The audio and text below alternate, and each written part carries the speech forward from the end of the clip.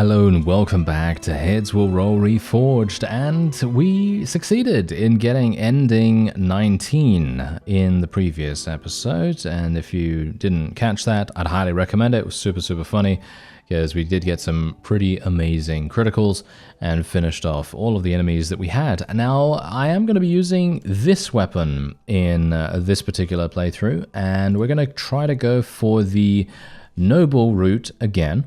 However, we are going to be siding with Prince Edward and Northampton this time, because we've only done that a very kind of preliminary amount. We didn't really go too far on that, and maybe this time around we can actually do a little bit better. Now, one thing you've got to know, and this is what I was really surprised at, I believe the game has undergone a little bit of an achievement change, because you know that I defeated Wallace, right? William Wallace in the previous episode. Well, you're going to see exactly why that's a bit weird, because as you can see, it says defeat Wallace to unlock this. I was actually wanting to use this weapon because someone actually recommended it, and I was like, oh, that sounds fun. You know, I'll try to use that. But no, I cannot do that, as you can quite clearly see. I can't do that right now. Which is really sad, because I was thinking, hey, that's going to be so cool. But yeah, I think the game has undergone a little bit of an achievement overhaul or something like that, because I can no longer see the achievement to defeat Wallace in my Steam library. Because there is an achievement for defeating him. And so I'm assuming that the developer is doing something in regards to the achievements right now, because they are indeed working on another DLC as far as I'm aware. And so maybe that has something to do with it. There was a huge amount of new achievements that were added as well, as far as I'm aware. And I think that has something to do with the new DLC potentially. I don't know, obviously, but yeah. Anyway, you can see my stats here. You can see, oh yeah, I actually didn't do this right. I am such an idiot. Okay, yeah, I'm such an idiot. I didn't even do the civic talents or even my weapon skill. Isn't that hilarious? That is such a me move, isn't it? That is such a me move. That is so terrible. Okay, yeah, let me just do this properly. I'm just going to reduce my vitality some more. I don't really need a huge amount of vitality here. We're also going to reduce my craftsmanship skill. There we go. I can't go for any more melee weapons either anyway, so it's not really that necessary. We can go for one more point in weapon talents, and then we'll just put one more point in vitality, and then we're done. There you go. Okay, fantastic. I thought it was done before, but apparently I suck. So yeah, anyway. We're going to be starting with the fold here, the chainmail, the chapeau de fer, the aventail, obviously the merchant's pouch, the nobleman's scabbard. We're going for a musician build this time around, by the way, so not a high virtue build and not a low virtue build. We're just going to be playing music all the time. We're going to be also going for a bleeding based build as well. I'm not entirely sure how effective this is really going to be, but I also have the ability to inflict additional injuries, as you can see here from the ritual dagger. Chance to inflict an injury +5. This also prolongs enemy bleeding by 1 turn and also increases damage by 2 for every 10% of max HP that the target is missing. So very cool. And I also managed to get a little bit of liquid death in there, because you never know when you're going to need it. So we're just going to proceed with this. Did I do everything right? Hopefully I did. If I didn't, then I'm just going to kick myself. But yes. Anyway. I am not really going to be showing you a huge amount of this. I'm just going to show you the preliminary setup, I guess, because that's generally what I tend to do most of the time. And then I will show you some of the boss fights that I go through as we progress. And then we'll get to see those and, you know, have a good grand old time, because I personally find it super fun. I love this game. So yeah, we're going to just go to the blacksmith, as we know. I want to repair the equipment. We're going to go and do this 4 times, and then we're going to go and speak to him. Inquire about the price, buy the chest. Okay, there we go. And he's going to give me another quest here for the armor and stuff like that, but we're not going to do that. I also need to go into the trade screen here too, because I do need to get I obviously need to get leather, but I need to get the sewing kit first as well. I'm not entirely sure. Do I have enough money to be able to afford this? I think I do, right? Yeah, there we go. We should be fine. Bear in mind that obviously when you take the Count Canterbury route, you really don't have to worry about cash. But when you take the regular route, the one that we're gonna be doing this time around, it's going to be so much more difficult. It really is. It's going to be so much more difficult. It's actually quite astonishing how much more difficult it actually turns out being, in my opinion at least. And then we're just going to do this. There we go. That's all I could really afford, unfortunately. So then we're just going to create a bunch of these. Oh yeah, actually, I'm doing this in the wrong way. I need to actually do this first. Armorsmith, Musician, Colossus, Craftsman. These are all extremely important for us right now. Huntsman is definitely... I need Beast of Burden as well, and we need Huntsman here too. I think Huntsman is really, really good, because I'm going to be scavenging in just a second. There we go. Okay, that's absolutely perfect. Then we also have one weapon skill point to spend, so we might as well just go for the swords. And then we can actually craft some things properly here, because obviously beforehand I had a decreased chance of getting... Isn't that the classic? Did you see that right there? Did you see that? Oh, they're just trolling me right now. That is just a huge troll right there. Oh well, never mind. It's fine. It's fine. Because as soon as I got the Craftsman civic talent, it literally didn't give me a double. That is just a classic move right there. Classic move. Oh well, never mind. Okay, we're absolutely fine. We can go in here. We can actually create some of this now. It's going to give me zero penalty, which is really fantastic. And then we can create this. It's going to give me, well, it's going to give me 1 penalty, you know, but that's really not that big a deal in my opinion. And there we have it. Absolutely fantastic. We're looking great. We are looking real good right now. Obviously, I wasn't actually aware whether this was a one-handed sword. Oh, it actually says one-handed. Oh, okay. Never mind. Never mind. Don't even get me started on what I just said right there. Okay. Just ignore what I just said. But yeah, anyway, I'm going to be obviously going to scavenge now, and I have a huge amount of... Make a donation? No, I'm just going to... Oh no, I should have made a donation. Oh man. Oh man. Don't even... Okay, don't even get me started. Okay, don't even get me started. We're fine. We're fine. We're absolutely fine. We're going to find the ring another way, okay? We're going to find the ring another way through the, I don't know, through good reputation or something like that. That is the only way we're going to be able to find it now, because that would have given me the ring 100% almost. And now I am kicking myself quite dramatically. So that's wonderful. Yeah. Alright, so we're in our first kind of battle here in the prologue. This is obviously going to be our first kill, pretty much. And what I've actually found is that this build, this bleed build, someone actually told me about this as well. This build is absolutely insane. The amount of damage that it is capable of doing is incredible. And I'm going to show you exactly why I say that. Because if you take a look at this, look at how much damage I just did. 98 damage with a one-handed sword. You see that?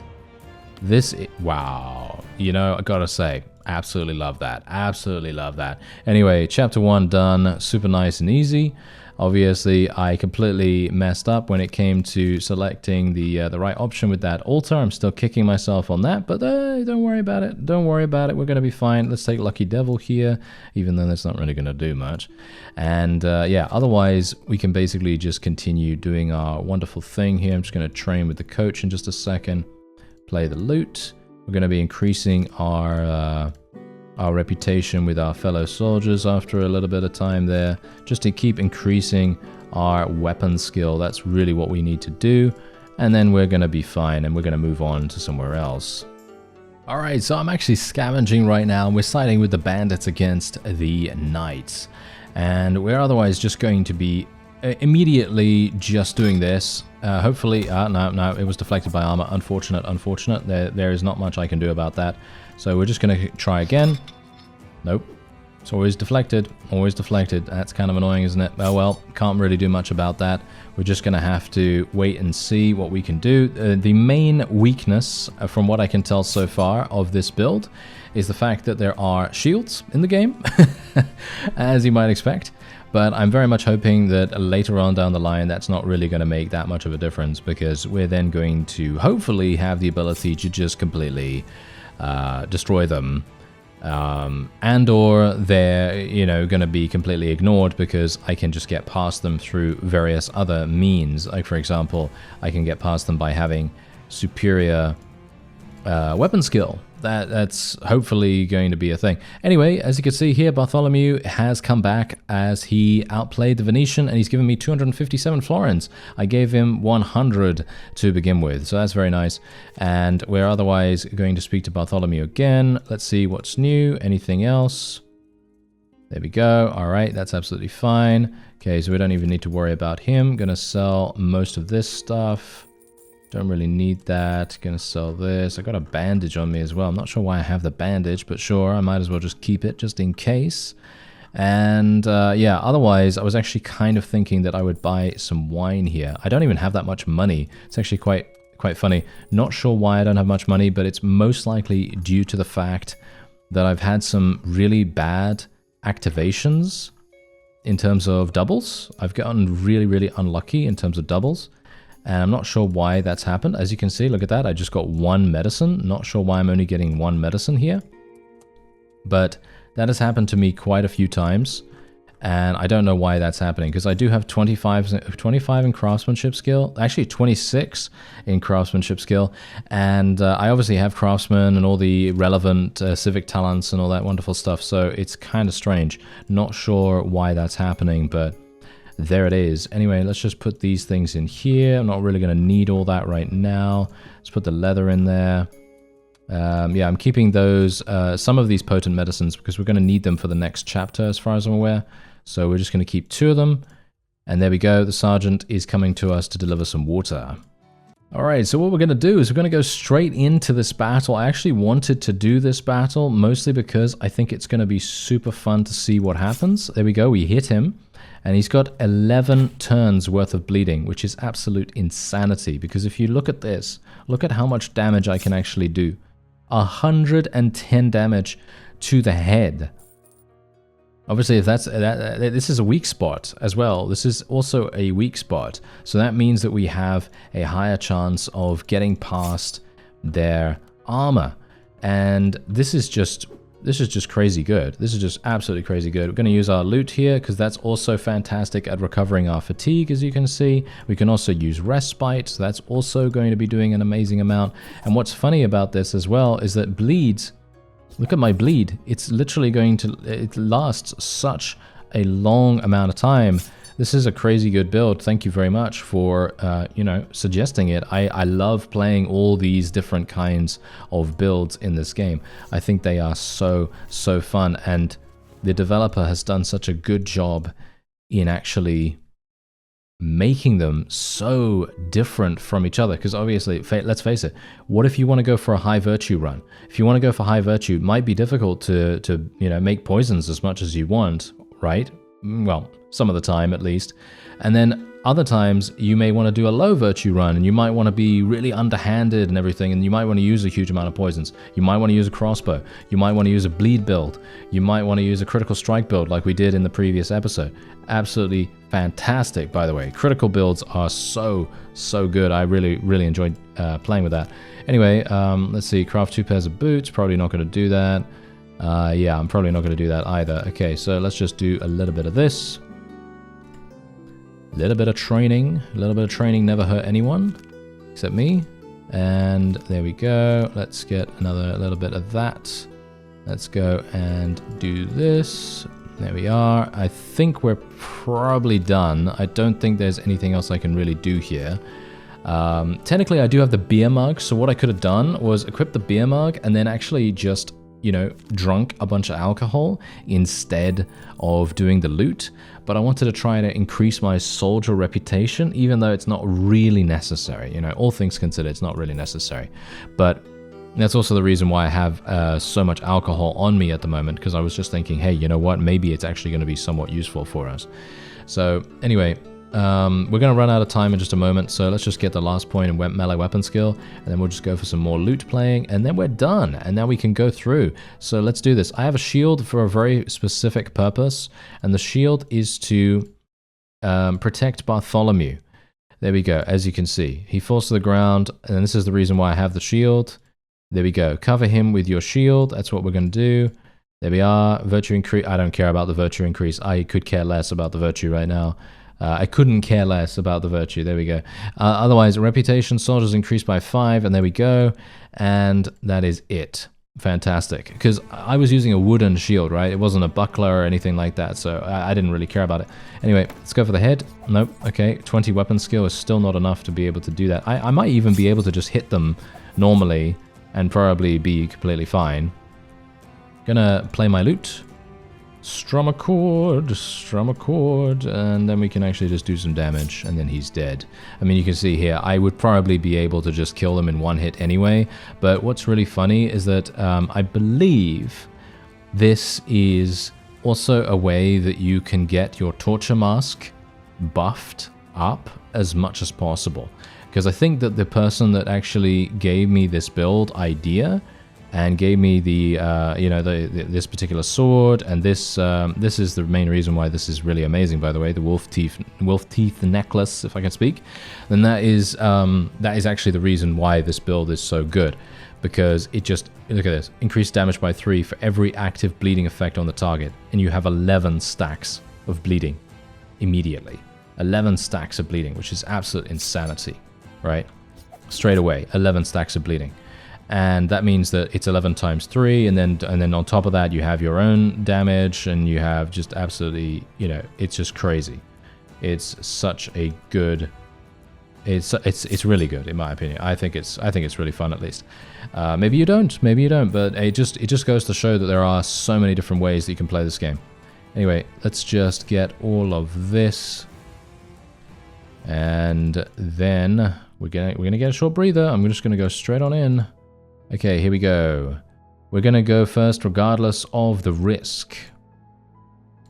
There we are. Yes, without a shield, health decreased by 5. I don't care about that one bit. Okay, so now what we can do is I'm just gonna actually target them. So as you can see, the attack doesn't actually kill them. So if I'd gone for the cripple first, it probably would have made more sense, right? Probably would have made more sense instead of just going for this.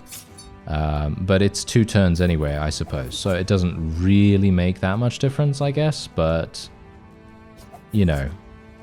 it's I guess it's neither here nor there, but I think for me personally, I think this is, look at this.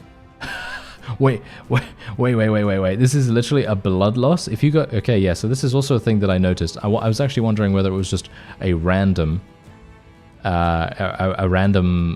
occurrence, but this actually happens guaranteed, as far as I'm aware, if you use cripple on the neck. So basically, this is a critical damage bleed effect that does 6 damage instead of 3 damage every single time. I actually want to test something out here. Can I increase the duration? Oh! Okay. This build is even more broken than I thought. And it's not broken in a bad way, that's for sure. This build is insane. This might even be better than the crit build. And I know what you're thinking. How can it be better than the crit build, right? How can it be better than that? Because we killed Ruffin in 1 hit, right? Or 2 hits, or whatever it was. This is insane. Alright, so we got the knight here. I'm just going to play my little lute, and then we're going to go for it. Cripple. Let's go for the... well, none of this is actually going to help me right now, unfortunately. I'm going to get it... I guess I'll just go for a feint. I kind of want more than just being able to feint right now, but unfortunately... this isn't really going to help me too much. Okay, maybe he can... yeah, here we go. We might be able to get something going here. Okay, go for the head. 53%. 74. That's nice. There we go. We got him. Okay. Now, I'm actually wondering... I'm really, actually very much intrigued about the fact that we can maybe get a blood loss effect on him. If I can get a blood loss... I mean, obviously, I can kill him pretty easily at this point. But let me actually just try and see. No, that's not going to happen. That doesn't seem to be a thing. Yeah, I'm playing with death here, actually, because he could just very easily kill me, so I should probably not dilly-dally, too much. So, yeah, I'm just gonna Just gonna do this the old-fashioned way, I guess. And we're just gonna, you know, reapply the bleed and then just kill him. And, I mean, I could actually just do a slash. I could just do a... Look at that! Look at that! What? Are you serious? Did you see how much damage it just did? It did 162 damage. That's non-critical. What? I'm not even using anything amazing, right? I'm not even using anything amazing right here. I am literally just using this sword and this trinket, and that is the only thing that is actually allowing me to do these things. This is absolute insanity. I can't believe it. This is actually one of, I think this is probably maybe my favorite build, because this actually allows you to control the source of your damage. It basically does allow you to control it pretty much without any kind of issue. You don't have any issue whatsoever in doing that, in comparison to the crit build, where it's kind of out of your control. You kind of can't really do much about that. So now here's the thing, increase the chance to bypass enemy shield. That's what we're going to be taking every single day of the week, because that actually does make a pretty big difference to us. I might even want to go for Master of Poisons here. Yeah, I think that's pretty good. I think that's actually pretty good. I do want to get Herbsman, but I think Master of Poisons is probably going to be more useful for me right now. And yeah. Oh yeah, okay, thanks. Alright, yeah, let's just go and speak to Cecilia here, and she obviously does want us to... Yeah, that's the reason why I wanted to get Potent Medicine. Why do I only have one? Do I not have two in my inventory? I do. That's really strange. Oh wait, does she only need one? Oh yeah, she only needs one right now. Okay, that's absolutely fine. Let's go to the de Lambert estate, and what we're going to do is we're just going to ask Eva about this. I'm ready to die for my country and all that wonderful stuff, and then we're just going to go here, get the antidote too, and then we're probably just going to leave. I don't think there's anything else that I really want to get here. I could buy the wine bottle, I guess, and then we could just leave. I'm going to buy another antidote, actually, just in case. Actually, you know what? I'm going to buy another one. I'm going to be a little bit paranoid here. But yeah, there we go. Okay, so now we're just going to give her antidote 2. That's absolutely fine. I can easily get more. Yeah, can I? Give Potent Medicine. That's all I can do. Yeah. Anyway, I'm obviously going to go and do all of this stuff, and then we're going to get to the French camp area. And then we'll proceed into the noble route again, helping, helping Prince Edward and helping Earl Northampton and all that wonderful stuff. And that will be what we'll do in the next episode. I'm very much looking forward to it. I think this build is looking super, super fun. Thank you very much to the person that suggested it. Such an amazing thing. Really is super fun to use. Anyway, I thank you very much for watching, and I'll see you next time.